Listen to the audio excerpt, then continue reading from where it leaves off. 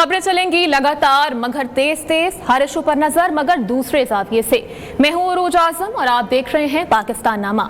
बात होगी पाकिस्तान के अवाम की, हम पहुंचाएंगे आपकी आवाज इक़्तिदार के ऐवान तक। अवामी मसाइल की बात होगी, अदालतों की खबर भी हम आपको देंगे।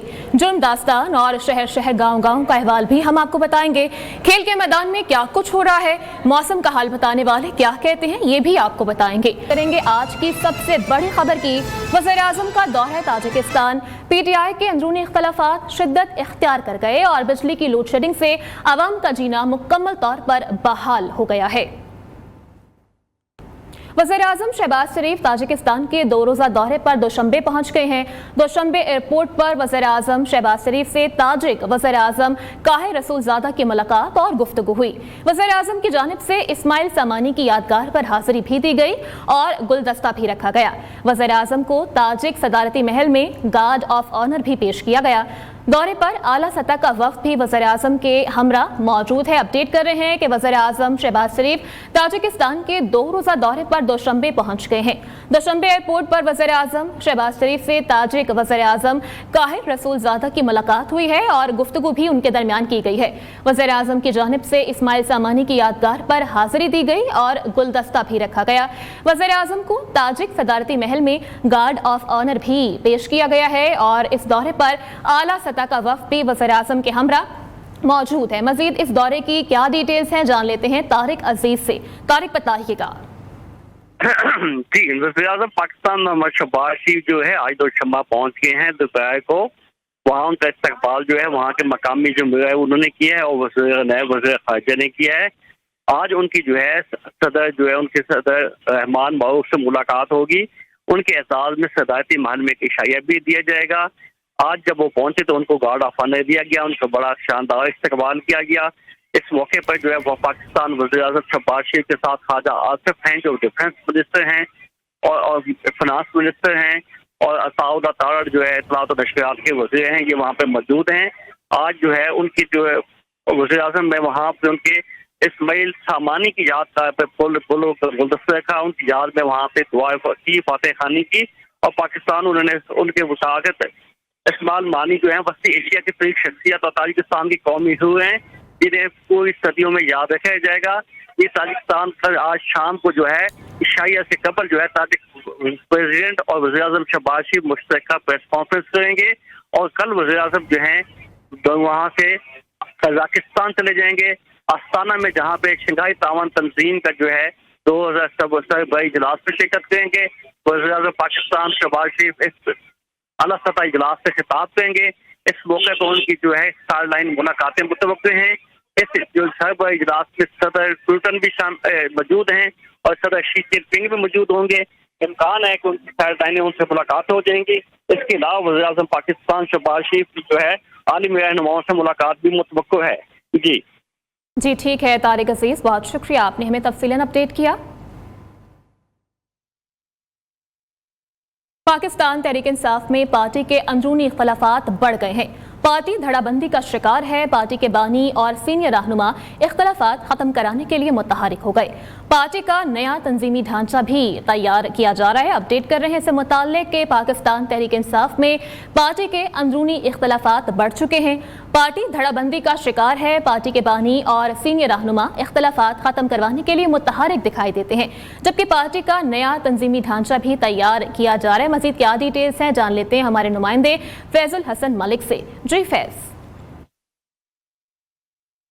जी बिल्कुल, पाकिस्तान तहरीक इंसाफ जो है इस वक्त 3 से 4 धड़ों में तकसीम है और धड़ाबंदी का शिकार है, और जो अंदरूनी इख्तलाफात हैं पाकिस्तान तहरीक इंसाफ के वो शिद्दत इख्तियार करते जा रहे हैं। और पाकिस्तान तहरीक इंसाफ के जो बानी रहनुमा और सीनियर रहनुमा हैं वो पार्टी तंजीम का ढांचा जो है वो तब्दील करने की कोशिश कर रहे हैं, और उनकी यही कोशिश है कि पार्टी के अंदरूनी इख्तलाफात जो है इनको ख़त्म कर दिया जाए और वो बानी चेयरमैन की इजाज़त के बाद जो है बाकायदा तौर पर इसके तंजीमी नया ढांचा जो है इसका ऐलान भी किया जाएगा। और इसके जो मेन पॉइंट हैं वो यही सामने आ रहे हैं कि पहला पॉइंट जो है वो पाकिस्तान पाकिस्तान में आइन और कानून की बालादस्ती के हवाले से बात की जाएगी, और जो दूसरा पॉइंट है वो बानी चेयरमैन की रिहाई के हवाले से काम किया जाएगा, और तीसरे नंबर पर जो है पाकिस्तान में आइन और कानून के मुताबिक गैर जानिबदारा जो इलेक्शन है वो करवाए जाएंगे, और चौथे नंबर पर जो पॉइंट है इसमें नए तंजीमी ढांचे के मुताबिक वो ये है कि पाकिस्तान के तरीके इंसाफ की जो तंजीमी तौर पर इख्तलाफात हैं उनको ख़त्म करवाया जाएगा, क्योंकि पाकिस्तान तरीके इंसाफ का जो तंजीमी ढांचा है इस वक्त बिल्कुल कमज़ोर हो चुका है, और पाकिस्तान तरीके इंसाफ की जितनी भी क़यादत है वो पार्लियामेंट के अंदर है, जो बाहर है उनमें इख्तलाफात जो है वो शिद्दत इख्तियार कर गए हैं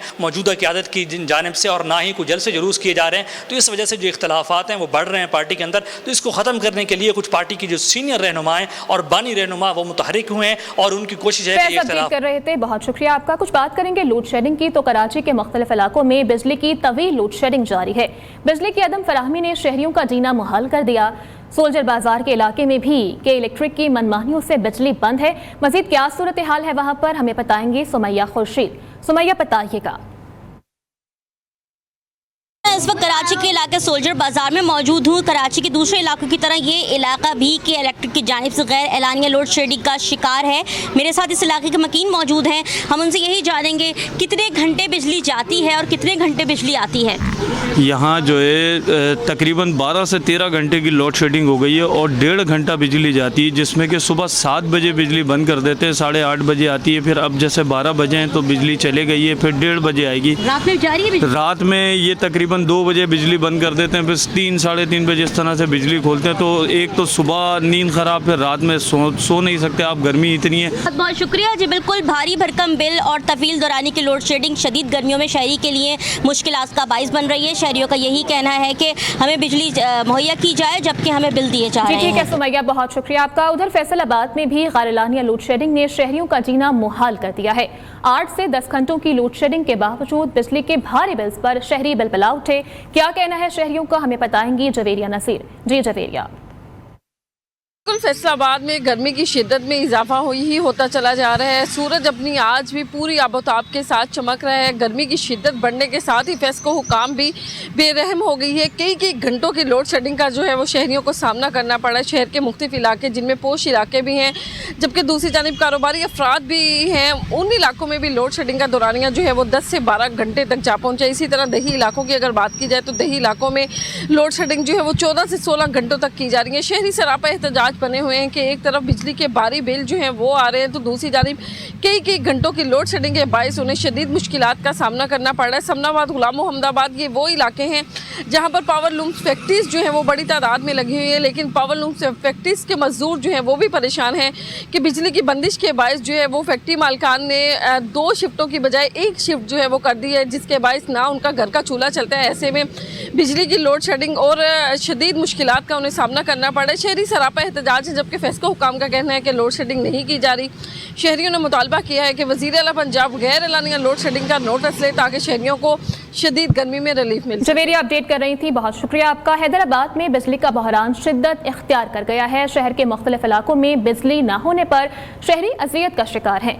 कच्चा कला, शाह फैसल कॉलोनी और दीगर इलाकों में भी गुज़श्ता 4 दिन से बिजली की फराहमी मुअत्तल होने पर इलाका मकीन सड़कों पर निकल आए हैं। कच्चा कला के मकीनों ने बिजली की बंदिश पर सड़क ब्लॉक करके एहतजाज किया, जबकि कैंट रोड पर टायर जलाए गए, रुकावटें खड़ी करके ट्रैफिक की रवानी भी मुअत्तल कर दी गई। हेस्को इंतजामी के खिलाफ एहतजाज भी किया गया। मुजाहिरीन का कहना था कि 4 रोज से बिजली बंद है, जिससे पानी का भी बहरान पैदा हो चुका है। इलाके में कारोबार भी बुरी तरह से मुतासिर है। हाजिर होंगे एक ब्रेक के बाद।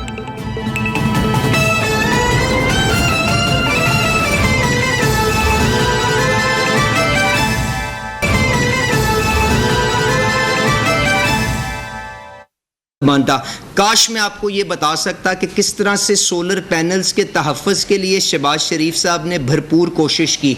पेंशन्स के ऊपर जो आपका जो ख़र्चा है उसके ऊपर किस तरह से जो डिमांड थी कि इसको भी टैक्सेशन की जद के अंदर लाया जाए, उससे उसको तहफ़्फ़ुज़ किया गया।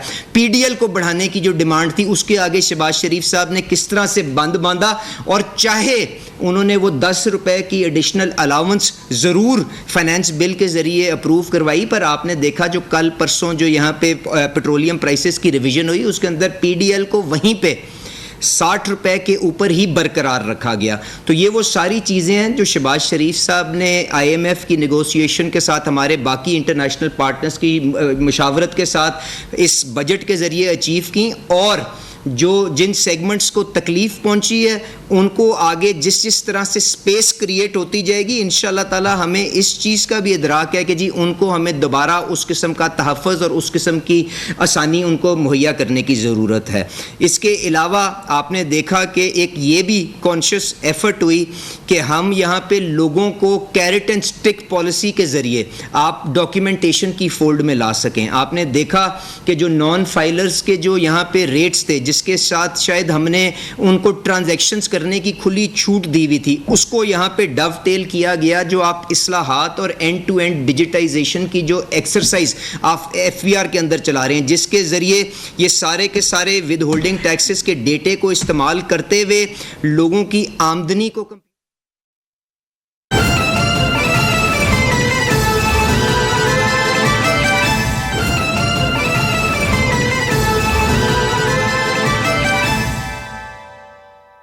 मुल्क के गरीब अवाम महंगाई की चक्की में पिसने लगे।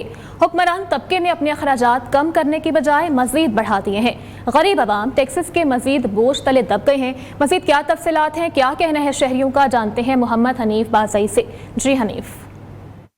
इस वक्त गरीब आवाम जो है वो महंगाई की चक्की में पिस रहे हैं, जबकि तवक्को ये की जा रही थी कि रवा माली साल के बजट में जो गरीब आवाम को ज़्यादा से ज़्यादा रिलीफ फराहम किया जाएगा, मगर बजट पेश होने के बाद महंगाई जो है वो मज़ीद बढ़ गई है, जबकि गरीब आवाम को जो है टैक्सों तले जो है मज़ीद दबा लिया गया है। हुक्मरान तबका अपने अखराजात कम करने के बजाय जो है वो अपने अखराजात जो है वो बढ़ा रहे हैं। अगर वज़ीर आला सेक्रेटेरिएट की बात की जाए तो वज़ीर आला सेक्रेटेरिएट के अखराजात जो है वो मज़ीद बढ़ गए।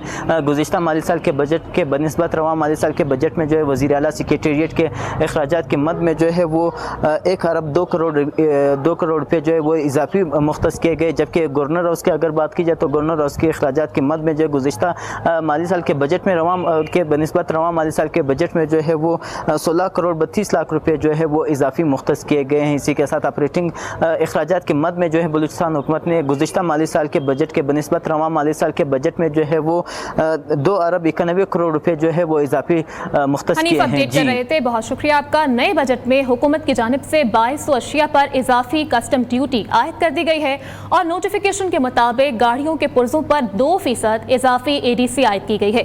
बैटरियों पर भी 2% इजाफी ADC आयद की गई। ज़राई ट्रैक्टर्स में इस्तेमाल होने वाले टायर, ट्यूब और मुख्तलिफ आलात की दरामद पर भी इजाफी 2% ADC आयद की गई है। नए बजट से पहले इन 2200 अशिया पर कस्टम ड्यूटी 0 थी। अपडेट कर रहे हैं कि नए बजट में हुकूमत की जानिब से 2200 अशिया पर इजाफी कस्टम्स ड्यूटी आयद की गई है। नोटिफिकेशन के मुताबिक गाड़ियों के पुर्जों पर 2% इजाफी ADC आयद कर दी गई है। बैटरियों पर भी 2% इजाफी ADC आयद की गई, जबकि ज़राई ट्रैक्टर्स में इस्तेमाल होने वाले टायर, ट्यूब और मुख्तलिफ आलात की दरामद पर भी इजाफी 2% ADC आयद की गई है। नए बजट से पहले इन 2200 अशिया पर कस्टम ड्यूटी 0 थी। मजीद क्या डिटेल्स हैं, काशिफ मुनीर हमें बताएंगे। जी काशिफ। देखिए जी, नए बजट में हुकूमत ने 2200 अशिया पर इजाफी कस्टम ड्यूटी आयद कर दी है, जिसमें गाड़ियों के पुर्जे हैं, बैटरियों पर, ज़राई ट्रैक्टर्स में इस्तेमाल होने वाले टायर ट्यूब पर जो है 2% इजाफी ड्यूटी जो है आयद की गई है। ट्रैक्टर्स के मुख्तलिफ आलात पर भी इजाफी 2% ड्यूटी आयद की गई है। 1000 सीसी से ऊपर गाड़ियों में, जीप और कमर्शियल पे भी जो है 2% इजाफी ड्यूटी आयद की गई है। मजमूई तौर पर ये 2200 अशिया हैं जिन पर ड्यूटी आयद की गई है। खाद, सोलर पैनल, कॉटन, LPG, कुदरती गैस, डीजल और बीज पर इजाफी कस्टम ड्यूटी आयद नहीं की गई है। जी ठीक है काशिफ, बहुत शुक्रिया आपका। आइए आपको एक मरतबा फिर बराह रास्त ये चलते हैं। वज़ीर मुमलिकत बराए ख़जाना अली परवेज़ मलिक इस वक्त न्यूज़ कॉन्फ्रेंस कर रहे हैं। सूद की पेमेंट भी पूरी तरह खुद अदा कर सके। तो अगर इस निज़ाम के अंदर इस्तेहकाम लाना है, आपको इस सारी की सारी चीज़ को एंकर करना है कि आप स्टेबिलिटी लेके आ सकें अपने मैक्रो इकोनॉमिक फंडामेंटल्स में, तो आपको इन चीज़ों को सूबों की मशावरत के साथ अटेंड करना पड़ेगा। इसी तरह पेंशन्स के ऊपर आप जानते हैं कि शहबाज शरीफ साहब ने और फाइनेंस मिनिस्टर साहब ने एक भरपूर फैसला किया है कि जो नई इंडक्शन अब गवर्नमेंट महकमों में होगी वो कंट्रीब्यूटरी पेंशन स्कीम्स के तहत होगी।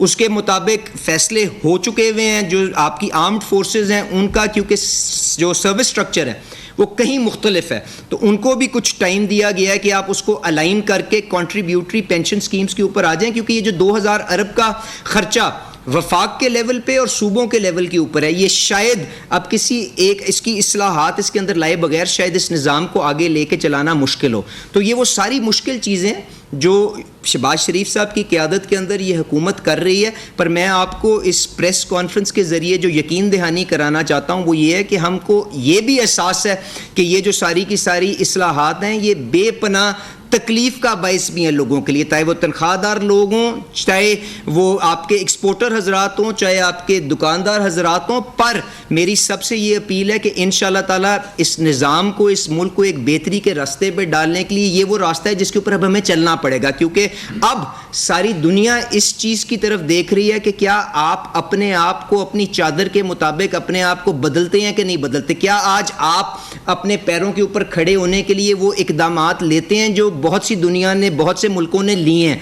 तो मेरी आपसे गुजारिश ये है, इस एफर्ट के अंदर, इस नीयत के अंदर अगर कोई कमी रह भी गई है तो ज़रूर उसको हाईलाइट करें। हम पॉजिटिव लाइट के अंदर इन चीज़ों को लेके इन मसाइल को हल करने की कोशिश करेंगे। और ये भी यकीन दहानी करा दूं कि जो तनख्वाहदार तबके के ऊपर जो प्रॉब्लम आई है, इंशाअल्लाह ताला शहबाज शरीफ साहब की हिदायत है कि जिस तरह से हम अपने रेवेन्यू टारगेट्स के ऊपर प्रोग्रेस करेंगे, जिस तरह से हम अपनी कारकर्दगी के ज़रिए, इन्फोर्समेंट के ज़रिए ये फिस्कल स्पेस क्रिएट करेंगे, तो इंशाअल्लाह ताला वो बोझ जो एडिशनली उनके ऊपर पड़ा है, इंशाअल्लाह ताला इसको भी भरपूर अंदाज में रिवर्स करने की कोशिश करेंगे। आखिर में गुजारिश ये है कि पाकिस्तान को अब एक नए पैराडाइम की ज़रूरत है जिसके मुताबिक इसकी मईशत को आगे लेके चल सकें। उसके अंदर जो ऑब्जेक्टिव हमारा है वो ये है कि एक इंक्लूसिव, जिसके अंदर पाकिस्तान के सारे जो बसने वाली आवाम है उन सब को तरक्की के समरात मिलें, इंक्लूसिव ग्रोथ की तरफ हम लेके जा सकें। और इसके साथ साथ देर पा तरक्की, ये नहीं कि आप बूम एंड बस्ट साइकिल के अंदर कहीं से पैसे पकड़े, ग्रोथ दिखाई, उसके बाद डॉलर खत्म हुए और वापस IMF के पास चले गए। तो अगर इस तरीकेकार को, इस निज़ाम को तोड़ना है तो हमें देरपा इस्लाहात की ज़रूरत है। इंशाअल्लाह ताला हम IMF के साथ जब ये अगला प्रोग्राम कंक्लूड करते हैं, अगले इस महीने नहीं तो अगले महीने के अंदर, तो इंशाअल्लाह ताला उसके बाद इन इस्लाहात का भरपूर एजेंडा और किस तरह से उनके ऊपर काम होगा आपके आगे रखेंगे। टारगेट हमारा ये है कि 5 साल के अंदर टैक्स टू GDP को हर साल 1% बढ़ा के 14-15% के लेवल के ऊपर ले जाया जा सके। इसके साथ साथ ही एक्सपोर्ट का जो फुकदान है, हमारी प्रोडक्टिविटी, हमारी कंपेटिटिवनेस का जो फुकदान है, इसको इंप्रूव करते हुए एक्सपोर्ट्स टू GDP रेशियो को 15% ऑफ GDP की तरफ लेके आगे पेशरफ्त की जा सके। और इसके साथ साथ जो तीसरी चीज जिसके ऊपर हम काम करना चाहते हैं वो ये है कि इन्वेस्टमेंट रेट जो दुनिया के अंदर पाकिस्तान का कम तरीन है, तकरीबन 13-14% है और ये पिछले साल से इस सतह के ऊपर है, इसको बढ़ा के इंडिया के और बाकी के जो खिते के ममालिक हैं जो 30% के करीब तकरीबन इन्वेस्टमेंट रेट को लेके जाते हैं, वहां पे लेके जा सकें ताकि हमारी मईशत की प्रोडक्टिव कैपेसिटी बढ़ सके। और इन्वेस्टमेंट रेट हम उस वक्त बढ़ा सकते हैं जब हम अपनी मईशत का रुझान सेविंग्स की तरफ कर सकें। अगर हम कंजम्पशन ड्रिवन इकोनॉमी अपनी रखेंगे तो ये वो चीजें हैं जो हम जिनको हासिल नहीं कर सकेंगे। तो ये वो रास्ता है जिसके ऊपर शहबाज शरीफ साहब, मियां नवाज शरीफ साहब की विजन के तहत मुतहद हैं और इंशाअल्लाह ताला भरपूर अंदाज के अंदर IMF की शराकत दारी के साथ, बाकी डोनर एजेंसीज, वर्ल्ड बैंक की शराकत दारी के साथ और बैनुल अक़वामी सरमायादारों की इन्वेस्टमेंट के साथ इंशाअल्लाह ताला आपको ये हुकूमत भरपूर अंदाज में काम करती हुई नजर आएगी। तो मैं एक दफा फिर आप सारे दोस्तों का शुक्रिया अदा करता हूं और अगर आप लोग कोई सवाल जवाब करना चाहें इस सिलसिले के अंदर या जो बजट के अंदर जो मेजर्स लिए गए हैं और उसके ऊपर कोई अपनी एडवाइस भी देना चाहें, कोई अपनी सजेशंस भी देना चाहें तो जरूर दें। उसके ऊपर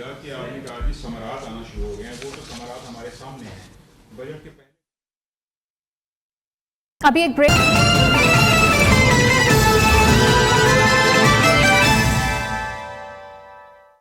ब्रेक के बाद आपको अपडेट करें, जस्टिस आलिया नीलम लाहौर हाई कोर्ट की पहली खातून चीफ जस्टिस नामजद हो गई हैं। जस्टिस आलिया नीलम के नाम की मंजूरी जुडिशल कमीशन ने दी है। अहम खबर है, आपको अपडेट कर रहे हैं कि जस्टिस आलिया नीलम लाहौर हाई कोर्ट की पहली खातून चीफ जस्टिस नामजद कर ली गई हैं। जस्टिस आलिया नीलम के नाम की मंजूरी जुडिशल कमीशन की जानिब से दी गई थी और अभी अपडेट सामने आई है कि जस्टिस आलिया नीलम लाहौर हाई कोर्ट की पहली खातून चीफ जस्टिस नामजद हो चुकी हैं। यहाँ वक्त हुआ एक ब्रेक का, साथ रहिएगा।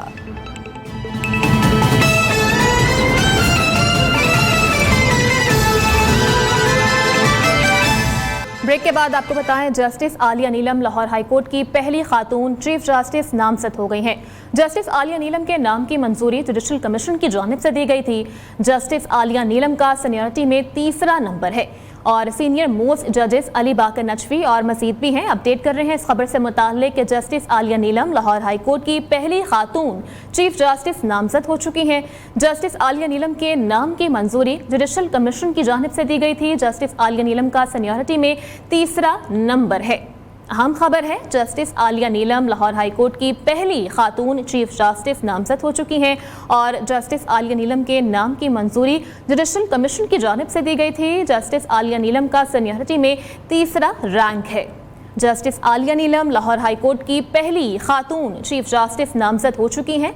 जस्टिस आलिया नीलम के नाम की मंजूरी जुडिशल कमीशन की जानिब से दी गई थी और जस्टिस आलिया नीलम का सीनियरिटी में तीसरा नंबर बताया जा रहा है। जस्टिस आलिया नीलम लाहौर हाईकोर्ट की पहली बार खातून चीफ जस्टिस के तौर पर नामजद हुई हैं और जस्टिस आलिया नीलम के नाम की मंजूरी जुडिशल कमीशन की जानिब से दी गई थी। जस्टिस आलिया नीलम का सीनियरिटी में तीसरा नंबर है। जस्टिस आलिया नीलम लाहौर हाईकोर्ट की पहली खातून चीफ जस्टिस नामजद हो चुकी हैं। जस्टिस आलिया नीलम के नाम की मंजूरी जुडिशल कमीशन की जानिब से दी गई थी। जस्टिस आलिया नीलम का सीनियरिटी में तीसरा नंबर बताया जा रहा है। Senior most justice Shujaat Ali Khan और जस्टिस अली बाकर नजफी जस्टिस आलिया नीलम से ऊपर मौजूद हैं। अहम खबर है कि जस्टिस आलिया नीलम लाहौर हाईकोर्ट की पहली खातून चीफ जस्टिस नामजद हो चुकी हैं। मज़ीद क्या डिटेल्स हैं जान लेते हैं। सईद बलोच हमारे साथ मौजूद हैं। सईद, कहिएगा, पहली बार लाहौर हाईकोर्ट की चीफ जस्टिस एक खातून को नामजद किया गया है। जी बिल्कुल, ये बड़ी अहम डेवलपमेंट अब से थोड़ी देर पहले ही सुप्रीम कोर्ट ऑफ पाकिस्तान से सामने आई है। चीफ जस्टिस की सरबराही जुडिशल कमीशन का इजलास सुप्रीम कोर्ट में मुनक़िद हुआ, जिसमें चीफ जस्टिस लाहौर हाईकोर्ट के लिए 3 जजेस के नामों पर गौर किया गया। जुडिशल कमीशन को जस्टिस शुजात अली खान, जस्टिस अली बाकर नजफी और जस्टिस आलिया नीलम के नाम भिजवाए गए थे। सीनियरिटी लिस्ट को मद्देनजर रखते हुए जुडिशल कमीशन की जानिब से मुतफ़्क़ा तौर पर अब यह फैसला किया गया है कि लाहौर हाईकोर्ट की अगली चीफ जस्टिस जस्टिस आलिया नीलम होंगी। जस्टिस आलिया नीलम लाहौर हाईकोर्ट की पहली खातून चीफ जस्टिस भी होंगी। इसके अलावा जुडिशल कमीशन इजलास में जस्टिस आलिया नीलम के नाम पर किसी मेंबर की जानिब से इख्तलाफ नहीं किया गया। Justice Shujaat Ali Khan seniority list में पहले नंबर पर थे, लेकिन जुडिशल कमीशन की जानिब से तीसरे नंबर पर मौजूद जस्टिस आलिया नीलम को मुतफ़िका तौर पर चीफ जस्टिस लाहौर हाईकोर्ट तैनात करने की सिफारिश कर दी गई है। अब ये मामला जजेस तकर्री की पार्लिमानी कमेटी को भिजवा दिया गया है। पार्लिमानी कमेटी की जानिब से हतमी मंजूरी के बाद सदर मुमलिकत इसकी मंजूरी देंगे, जिसके बाद वजारत कानून जस्टिस आलिया नीलम की तकर्री का बाकायदा नोटिफिकेशन जारी करेगी। ठीक है सईद, ये भी कहिएगा कि सिंध हाई कोर्ट का चीफ जस्टिस भी आज नामजद किया जाना था, उस हवाले से क्या अपडेट है आपके पास? जी अभी इस हवाले से जुडिशल कमीशन इजलास जारी है। इम्कान यही है कि थोड़ी देर बाद सिंध हाई कोर्ट के नए चीफ जस्टिस के हवाले से भी हतमी फैसला कर लिया जाएगा और जुडिशल कमीशन नए chief justice Sindh high court के हवाले से जो भी नाम अक्सरियत की बुनियाद पर या मुतफ़िका अगर किसी जज के नाम पर इत्तेफाक होता है तो उसकी सिफारिश की जाएगी। जी ठीक है सईद, बहुत शुक्रिया, आपने हमें अपडेट किया। हाजिर होंगे एक ब्रेक के बाद।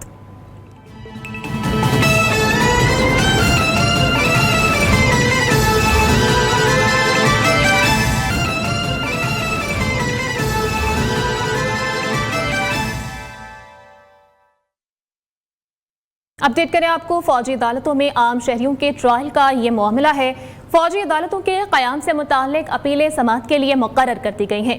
सुप्रीम कोर्ट का लार्जर बेंच 8 जुलाई को इस केस की समाअत करेगा। अपडेट कर रहे हैं कि फौजी अदालतों में आम शहरियों के ट्रायल का ये मामला है। फौजी अदालतों के क़याम से मुताल्लिक अपीलें समाअत के लिए मुक़र्रर कर दी गई हैं और सुप्रीम कोर्ट का लार्जर बेंच 8 जुलाई को इस केस की समाअत करेगा। फौजी अदालतों में आम शहरियों के ट्रायल का मामला, फौजी अदालतों के क़याम से मुताल्लिक अपीलें समाअत के लिए मुक़र्रर की जा चुकी हैं और सुप्रीम कोर्ट का लार्जर बेंच 8 जुलाई को इस केस की समाअत करेगा। फौजी अदालतों में आम शहरियों के ट्रायल का ये मामला है। फौजी अदालतों के क़याम से मुताल्लिक अपीलें समाअत के लिए मुक़र्रर कर दी गई, जबकि सुप्रीम कोर्ट का लार्जर बेंच 8 जुलाई को इस केस की समाअत करेगा। मज़ीद क्या डिटेल्स हैं सईद बलोच से जान लेते हैं। जी सईद। जी बिल्कुल, बड़ी अहम development supreme court of Pakistan से सामने आई है और अब फौजी अदालतों से मुतल्लिक जो केस और अपीलें सुप्रीम कोर्ट ऑफ पाकिस्तान में ज़ेरे इल्तवा हैं वो समाअत के लिए मुकर्रर कर दी गई हैं। चीफ जस्टिस ये 8 जुलाई को ये केस समाअत के लिए मुकर्रर किया गया और इस पर सुप्रीम कोर्ट ऑफ पाकिस्तान की जानिब से 7 रुकनी लार्जर बेंच तश्कील दिया गया है। गुज़श्ता समाअत इस केस की 24 अप्रैल को हुई थी और उस समाअत में जो दरखास्त गुजारान थे और अफ्रीकैन थे उनकी जानिब से अदालत के सामने ये नुक्ता उठाया गया था कि ये अहम नौइयत का मामला है, बुनियादी इंसानी हकूक इस केस के साथ जुड़े हुए हैं, इसलिए इस पर लार्जर बेंच तश्कील दिया जाए, जिस पर जस्टिस अमीनुद्दीन की सरबराही में कायम बेंच ने 3 रुकनी इंतजामी कमेटी को ये मामला भिजवाया था। अब इसके ऊपर ये अहम पेशरफ्त हुई है और 7 रुकनी लार्जर बेंच तश्कील दिया गया है। इससे पहले इस केस की समाअत करने वाले जो बेंच था वो 6 रुकनी था, लेकिन इसमें अब 2 जजेस की जो है वो तब्दीली की गई है। जस्टिस मुसर्रत हिलाली की जगह इसमें एक जज का इजाफा किया गया है। जस्टिस मुसर्रत हिलाली अदालत के बायस अभी भी सुप्रीम कोर्ट ऑफ पाकिस्तान में जो मुख्तलिफ बेंचेस बन रहे हैं उसका हिस्सा नहीं बन रही। इसके अलावा जस्टिस शाहिद बिलाल और जस्टिस जमाल मंदोखेल 2 जजेस हैं जिनको इस नए बेंच में शामिल किया गया है और ये 7 रुकनी लार्जर बेंच की सरबराही जस्टिस अमीनुद्दीन ठीक खान है सईद, बहुत शुक्रिया, आपने हमें अपडेट किया।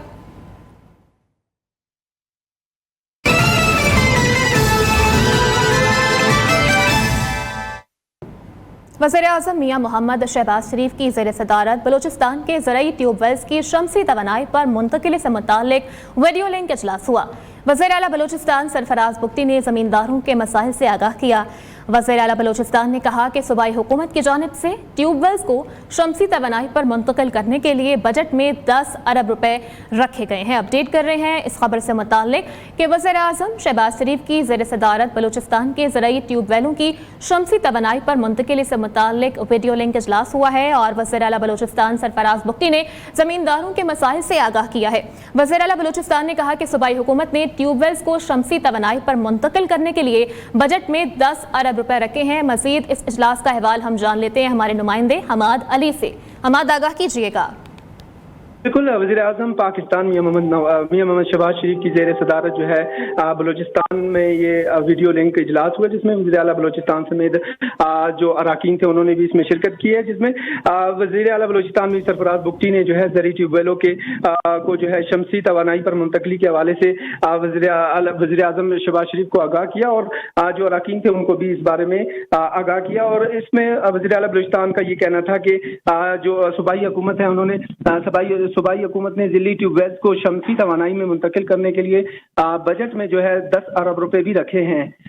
तो इसी के साथ अगर हम बात करते चले तो वज़ीर आला बलूचिस्तान ने कहा इस अहम मसले में किसी भी ताख़ीर नहीं की जाएगी क्योंकि जो ज़मींदार हैं इनको जो है नुकसान का सामना करना पड़ेगा और जो सूबाई हुकूमत है उनकी यही कोशिश होगी कि वफाकी हुकूमत से इस हवाले से अमूर को जल्द जल्द जो है आज़मी शक्ल दे। वज़ीर-ए-आज़म ठीक है हमाद अली, बहुत शुक्रिया आपका अपडेट करने के लिए।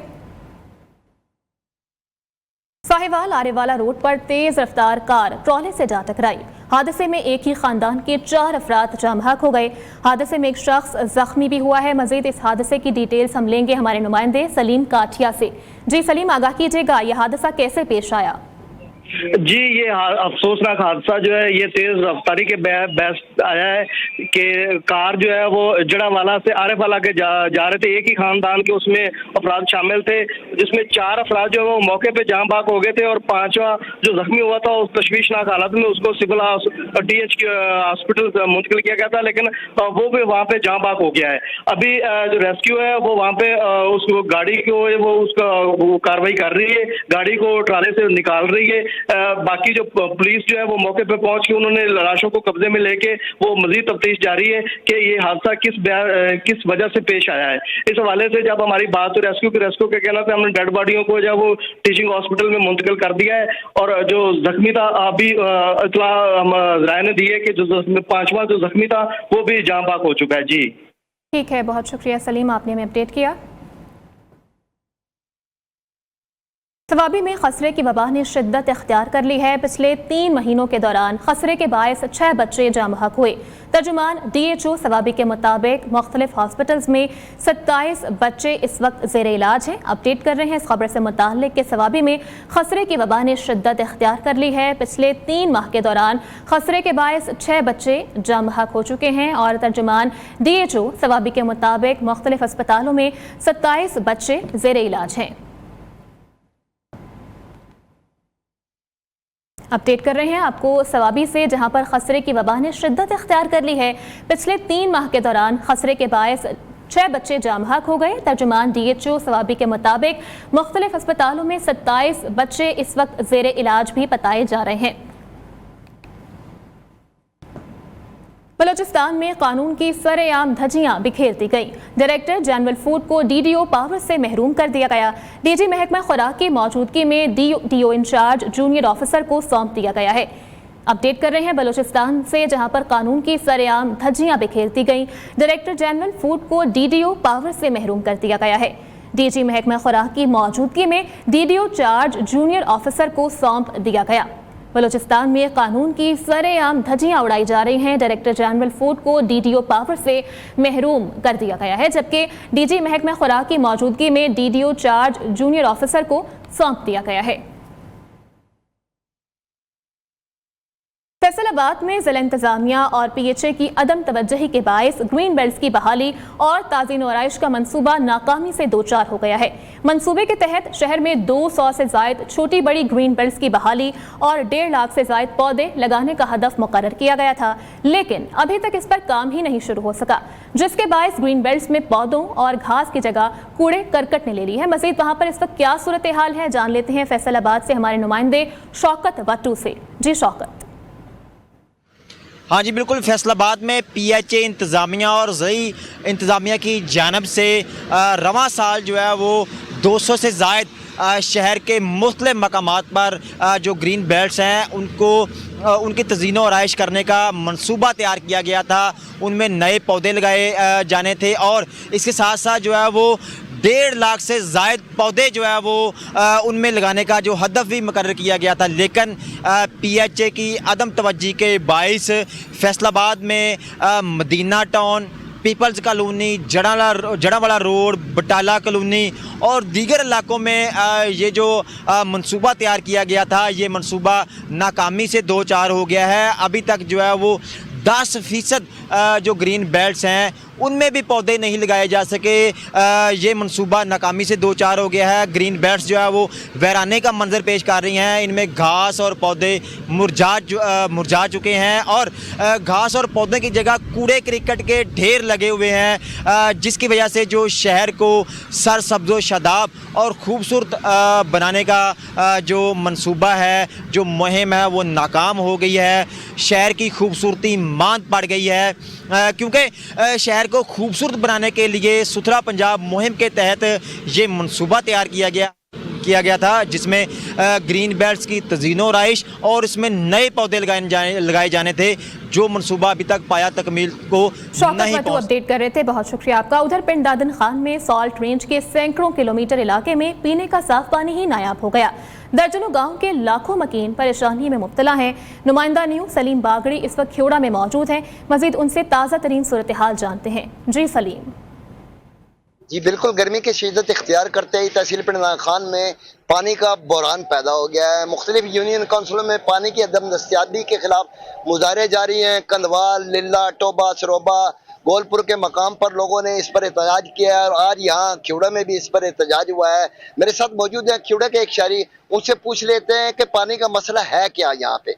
जी हमारा खेड़े का पानी का मसला ये है जी, 12 किलोमीटर से दूर से पिंड दादन खान से लाइन आ रही है, जो इधर पहुंचने तक काफ़ी जगह से लीकेज भी है, जिसकी वजह से पानी की बहुत किल्लत है इधर।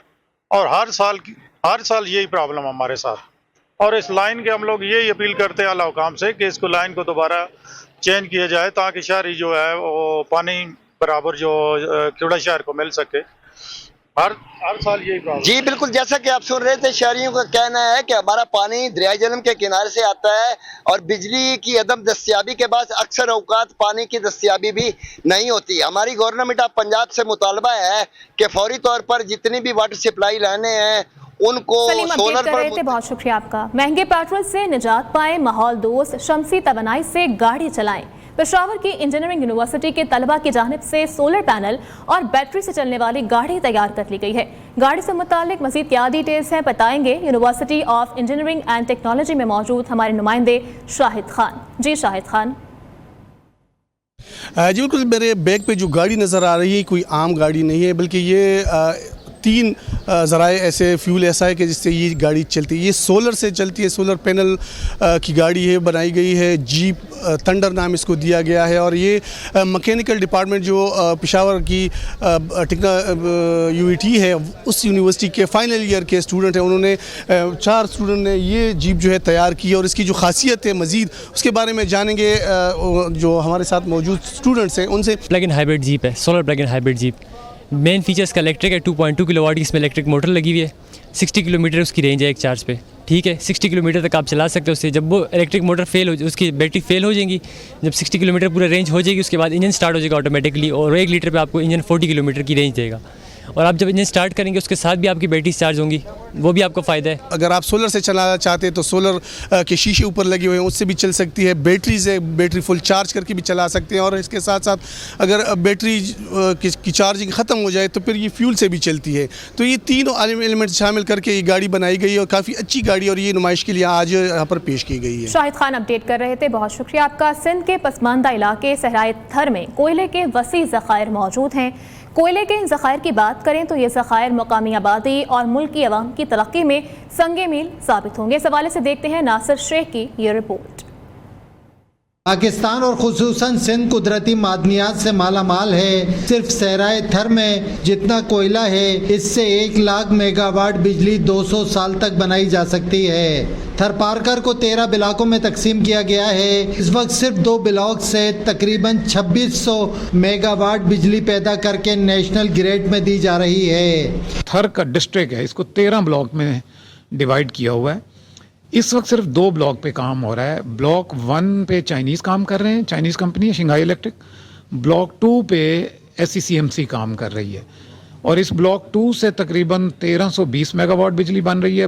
हम इस वक्त 24,000 टन डेली कोल प्रोड्यूस कर रहे हैं। इन दोनों ब्लॉकों में से 24,000 टन कोयला रोजाना निकाला जा रहा है। इससे सस्ती बिजली तैयार की जाती है। सिर्फ ब्लॉक 2 में 2 अरब टन कोयले के ज़खायर हैं और इसे 30 साल तक निकाला जा सकता है।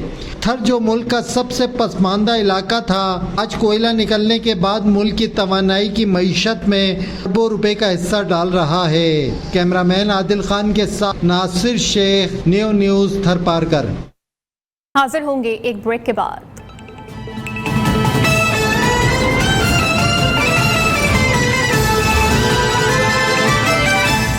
अहम खबर से आपको आगाह करें, जुडिशल कमीशन की जानिब से chief justice Sindh high court के लिए जस्टिस शफी सिद्दीकी के नाम की मंजूरी दे दी गई है। अहम खबर है, आपको अपडेट कर रहे हैं कि जुडिशल कमीशन की जानिब से chief justice Sindh high court के लिए जस्टिस शफी सिद्दीकी के नाम की मंजूरी दी जा चुकी है। जुडिशल कमीशन की जानिब से उनकी नाम की मंजूरी दी गई है। अहम खबर है कि chief justice Sindh high court के लिए जस्टिस शफी सिद्दीकी के नाम की मंजूरी दे दी गई है। जुडिशल कमीशन ने जस्टिस शफी सिद्दीकी के नाम की मंजूरी दे दी है। अहम खबर है, आपको आगाह कर रहे हैं कि chief justice Sindh high court के लिए जस्टिस शफी सिद्दीकी के नाम की मंजूरी इस वक्त दी जा चुकी है और जुडिशल कमीशन की जानिब से जस्टिस शफी सिद्दीकी के नाम की मंजूरी दे दी गई है। Chief justice Sindh high court के लिए जस्टिस शफी सिद्दीकी के नाम की मंजूरी दी जा चुकी है और अहम खबर है कि जुडिशल कमीशन ने chief justice Sindh high court के लिए जस्टिस शफी सिद्दीकी के नाम की मंजूरी दे दी है और justice Shafi Siddiqui most senior जज और कायम मुकाम chief justice Sindh high court भी इस वक्त हैं। अहम खबर है, आपको आगाह कर रहे हैं इस खबर से मुतालिक कि जुडिशल कमीशन की जानिब से जस्टिस शफी सिद्दीकी के नाम की मंजूरी दी जा चुकी है। यहाँ वक्त हुआ एक ब्रेक का, साथ रहिएगा।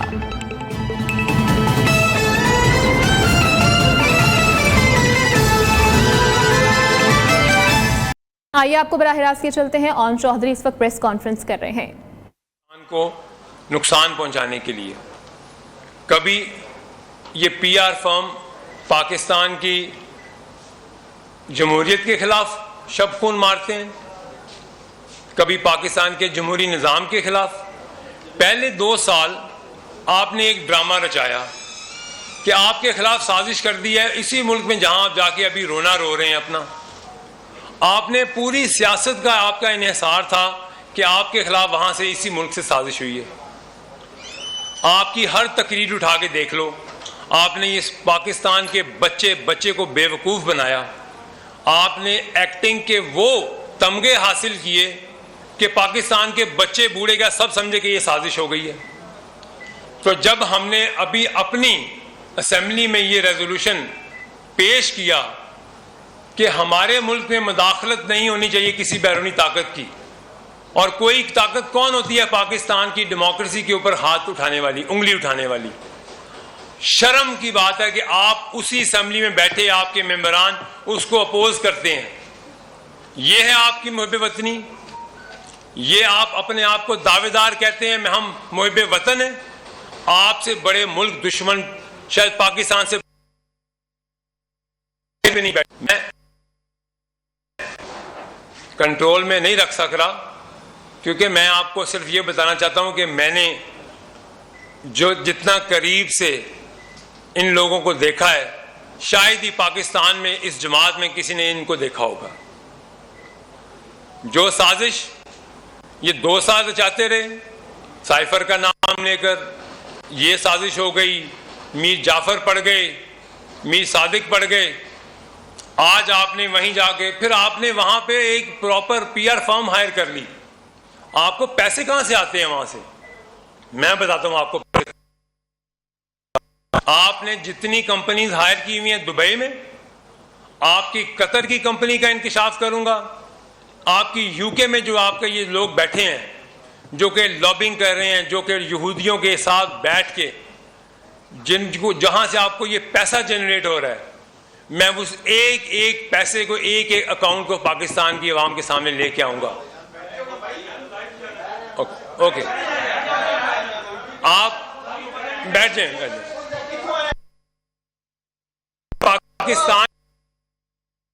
पाकिस्तान के लिए ऐसा माहौल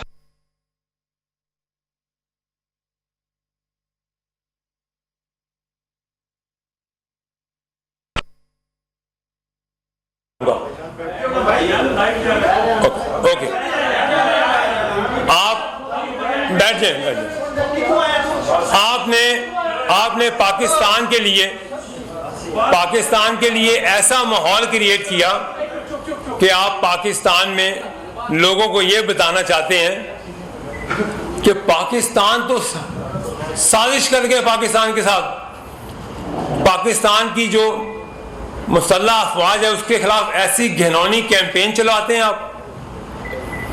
एक एक अकाउंट डिटेल्स हैं, कौन बैठ के वहां चलाता है, कौन वो ट्वीट्स करता है, उसको पैसा कहां से आता है। वो तो 1.5 लाख रुपए महीना पे यहां पे तनख्वाहदार था और हमने उसको 2017 में यहां पे पीटीआई के दफ्तर में हायर किया था। आप ऐसे लोगों से इस्तेमाल हो रहे हैं। मैं अपने पीटीआई के लोगों को उनको भी कह रहा हूं जो थोड़े बहुत दावेदार हैं, जो कि वाकई में थोड़ा शऊर रखते हैं, इस मुल्क से मोहब्बत करते हैं और वो मुझे मिलते हैं। आपके मेंबरान भी ऐसे, आप खुदारा उन लोगों को सामने लेके आए, उनको अपोज करें और उनको इस दुनिया के सामने उनके चेहरे बेनकाब करें जो पाकिस्तान के खिलाफ इन साजिशों में मुलविस हैं। आपने मीडिया कैंपेन में क्या क्या कुछ पाकिस्तान की अफवाज के खिलाफ नहीं कहा। आपने ऐसी मुनज़्ज़म कैंपेन चलाई, बाहर की दुनिया में आपने अपने इदारे के खिलाफ कैंपेन चला दी। आपको पैसे जो दे रहे हैं वो हमें सब मालूम है। आपकी मनी ट्रेल तक आपको डॉलरों में जो पैसे मिलते हैं, जो दुबई में मिलते हैं, जहां से आपको लंदन जाते हैं और लंदन से आपको जो बाहर स्टेट्स में बैठा जो आज आपकी ये ट्वीट्स करता है, वो मुल्क दुश्मनी नहीं तो और क्या है। असल गद्दार, असल मुल्क का दुश्मन तो वो है जो वहां हमसाया मुल्क बैठे लोग कहते हैं कि वो आज तक हम नहीं कर सके जो ये कर रहे हैं अफवाज के खिलाफ।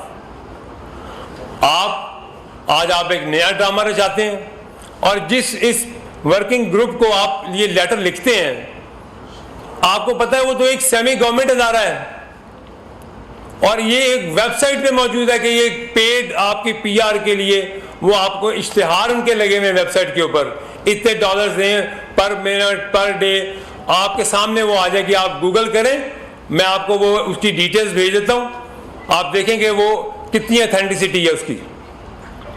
लेकिन आपका मकसद क्या है? आपका मकसद सिर्फ ये है कि इस मुल्क में इंतशार फैले, आपका मकसद ये है कि इस मुल्क में आग लगे। आपका मकसद और है क्या? क्योंकि पाकिस्तान एक सही सिमत में चलना शुरू हो गया है।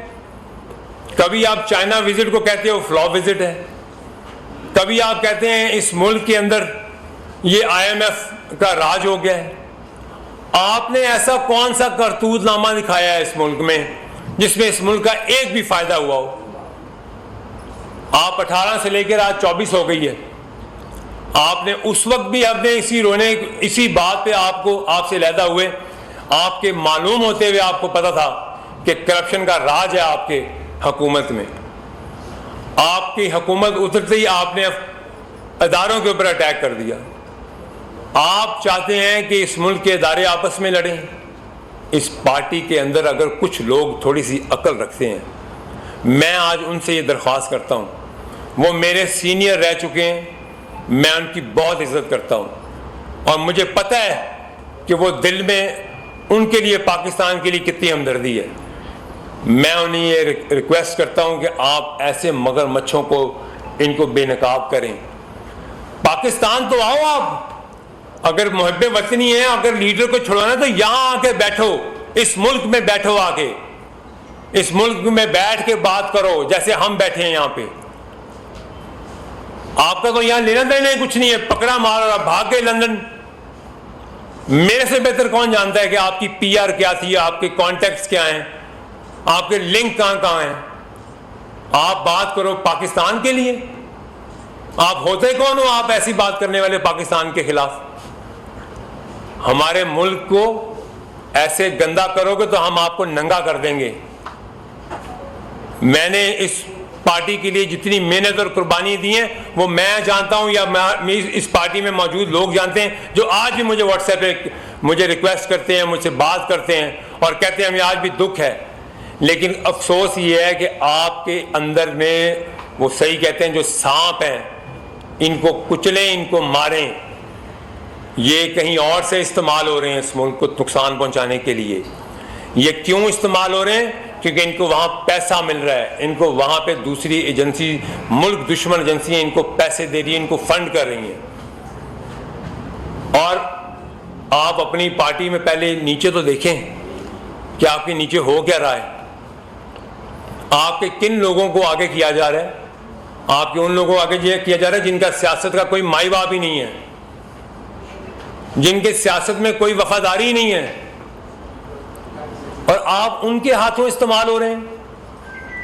आप उनके हाथों इस मुल्क में अफरा तफरी फैलाने के लिए आपका एक हिस्सा बन रहे हैं, आप उनके आलाकार बन रहे हैं आप। हाँ, मैं आपके साथ खड़ा होता हूं, आज खड़ा होता हूं आपके साथ।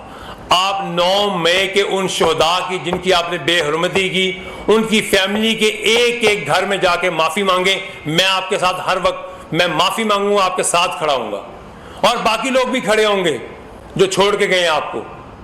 आपकी लीडरशिप में जो जो आएगा 9 मई को कंडेम करे, उनके शोहदा से माफी मांगे। उन मॉन्यूमेंट्स में जिनमें आपने बेहरमती की है, उनके शोहदा के घर जाएं, उनसे माफी मांगे। आप जिना हाउस के जो जलाओ में आप लोगों ने जो किया, आप उसकी माफी मांगे। आपकी कोई लीडरशिप माफी मांगे, मैं उसके साथ खड़ा हूं।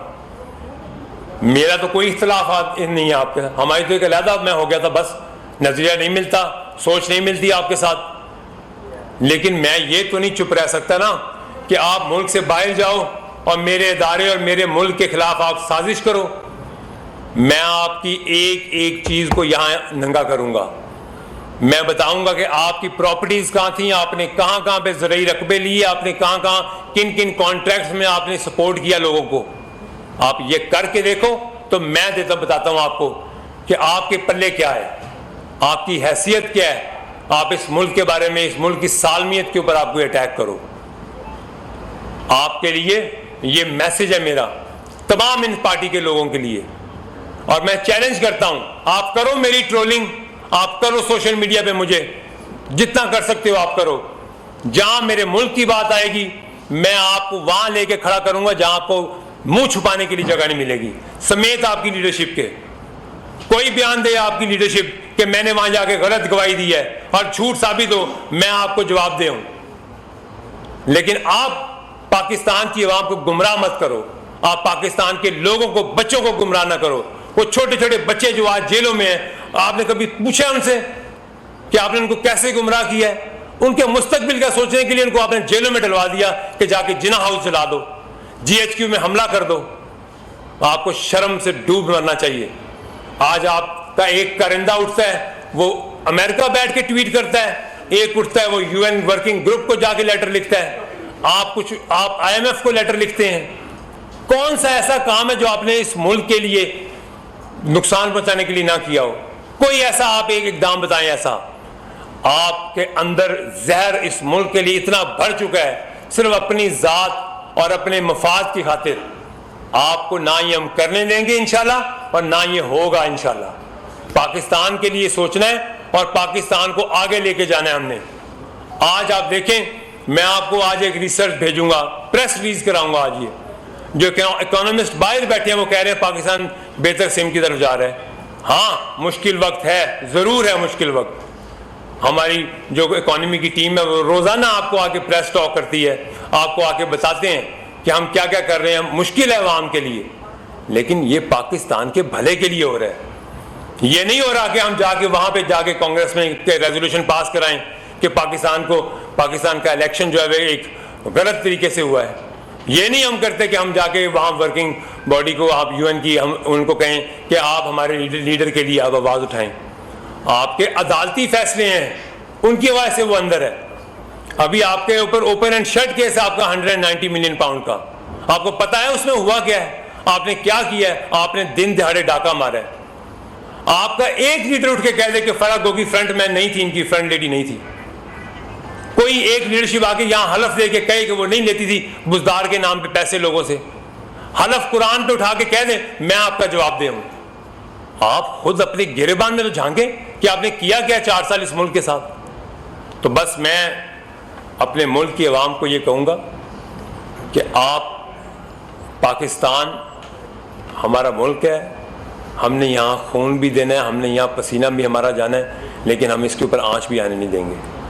यहीं मरेंगे, यहीं जिएंगे इंशाल्लाह, और ऐसे चेहरों को बेनकाब करेंगे जो इस मुल्क के खिलाफ साजिश करेंगे इंशाल्लाह। जी सर साहब, 2 छोटे मासूम से सवाल हैं। एक तो आज आप प्रेस कॉन्फ्रेंस कर रहे हैं अपनी साबका जो पार्टी है उसके लीडर के खिलाफ और उन लोगों के खिलाफ। जब आप उनके साथ थे तो क्या ये आप इखलाकी जरूरत करते थे, उस वक्त भी उनसे सवाल पूछ सकते थे? अगर आप पहले का ही ले लें, अगर आप 2021 में मेरा एक लेटर जो मैंने रेजिग्नेशन दिया हुआ है वो मैं आपको व्हाट्सएप कर दूंगा, दिखा भी दूंगा कि मैंने उस लेटर में क्या क्या लिखा हुआ है। और मैंने जैसे वो जब वो प्राइम मिनिस्टर थे, मैंने उनकी हुकूमत से एडवाइजर टू पंजाब इस्तीफा दिया था, और मैंने इस चीज़ पे कहा था कि आपके पंजाब में करप्शन हो रही है। आपका ये एक जवाब आ गया। दूसरा सवाल सर ये है कि आप 342 MNAs इस वक्त कौमी असम्बली के अंदर मौजूद हैं, उनकी ड्यूटी नहीं लगती कि आप सिर्फ अकेले प्रेस कॉन्फ्रेंस उनके खिलाफ क्यों? मेरे ख्याल से तो ये हम सबकी ड्यूटी है, मेरा अकेले का नहीं, ये हम सब पाकिस्तानियों का फ़र्ज़ है। क्या मेरा पाकिस्तान ज़्यादा है, आपका पाकिस्तान कम है? आपका भी उतना ही पाकिस्तान है, बाकी दोस्तों का भी उतना ही पाकिस्तान है। लेकिन अगर कोई बात मेरी इन्फॉर्मेशन में है तो मेरे इस मुल्क के साथ वफा तो ये कि मैं इस मुल्क की आवाम को बताऊं, और इस मुल्क की आवाम और जो पाकिस्तान से बाहर लोग बैठे हैं जिनके ब्रेन वॉश किए जा रहे हैं, पता है आपको, इस मुल्क के इदारों के खिलाफ, और वो वहां से बैठ के कैंपेन करते हैं मीडिया में, सोशल मीडिया में, ऐसी नफरत अंगेज कैंपेन चलती है। कौन है इसका जिम्मेदार? वाहिद इस जमात के लोग जो बाहर बैठ के पैसा चलाकर इस मुल्क के इदारों के खिलाफ कैंपेन चलवा रहे हैं। क्या आप मेरी इस बात से इत्तेफाक नहीं करते? वहां से ऐसी एंटी स्टेट स्टेटमेंट्स नहीं आती बाइट से? बिल्कुल आती है ना, आप देखते हैं अपने व्हाट्सएप में। तो क्या ये पाकिस्तान के लिए फायदेमंद है या पाकिस्तान के लिए नुकसानदेह है? बस मेरा यही आपसे गुजारिश है। क्या सिर्फ पाकिस्तान की तबाही 4 सालों में हुई है या 70 साल में जो दूध शहर की नहरें बह रही थी उनके बारे में आपके ख्याल क्या? जो जिम्मेदार है पाकिस्तान को नुकसान पहुंचाने में, उस सबको जवाबदेह होना होगा, जो भी है। 4 साल नहीं, आप किसी का नाम लेना, जो भी जिसको आप नाम लेंगे, जो पाकिस्तान को, जिसने पाकिस्तान के इदारों को, पाकिस्तान को नुकसान पहुंचाया, वो पाकिस्तान को जवाब दे। और देखें, अगर किसी ने पाकिस्तान को नुकसान पहुंचाया है, उन्होंने यहाँ केस भी भुगते हैं, उन्हीं को आपकी ही अदालतों ने उनको आज भरी भी किया हुआ है और आज आपके मुल्क में हुकूमत के बैठे हैं। आप ये बेहतर सवाल उनसे भी पूछ सकते हैं, जिन इदारों ने उनको, जिन अदालतों ने उनको, मैंने जवाब दे दिया आपको, उन्हीं अदालतों ने उनको बाइज्जत बरी भी किया हुआ है और वो आज इस मुल्क की हुक्मरानी कर रहे हैं और आपके सामने कर रहे हैं। जी जी प्लीज।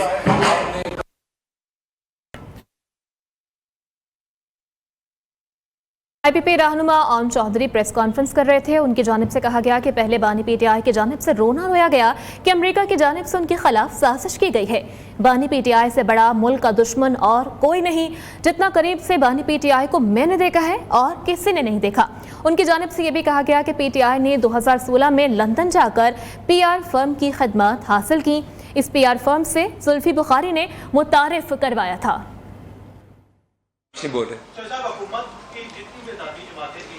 बजट पर तहफ़्फ़ुज़ात का ऐलान किया है, क्या इस्तेमाल पाकिस्तान जो पार्टी है बजट में? देखिए, मैं इकॉनमी का स्पेशलिस्ट नहीं हूँ, लेकिन मैंने कहा कि मुश्किल बजट था। मैंने कहा कि पाकिस्तान की बेहतरी के लिए, पाकिस्तान की आवाम की बेहतरी के लिए मज़ीद, मुझे पता है बहुत मुश्किलात हैं, मैं इस चीज़ से मैं एग्री करता हूँ। मतलब मुझे पता है कि मज़दूर, किसान, सबके लिए मुश्किल है, तनख्वाहदार तबके के लिए मुश्किलात हैं, हर चीज़ के लिए बेहतर। तो मेरा कहने का मकसद क्या है? हम यहाँ पर काम करना चाहते हैं पाकिस्तान की आवाम को रिलीफ देने के लिए। तभी मिलेगी ना जब इस मुल्क में इस्तेकाम आएगा, जब इस मुल्क में स्टेबिलिटी आएगी। जब हर रोज़ इस मुल्क में साजिश होगी तो फिर कैसे इस मुल्क में स्टेबिलिटी आएगी? लास्ट जी हुक्म सर, आपके ट्वीट के किस्से तो पार्लियामेंट के अंदर भी होते हैं, ख्वाजा आसिफ साहब हवाले देते हैं और अपोजिशन को चुप भी कराते हैं, ये चीज़ हम देखते हैं। एक तो ये बताइएगा सर कि वो जो इनके शफात है वो कभी पेपर में आप हमारे सामने कब लेकर आएंगे एविडेंस के तौर पर? और दूसरा सर,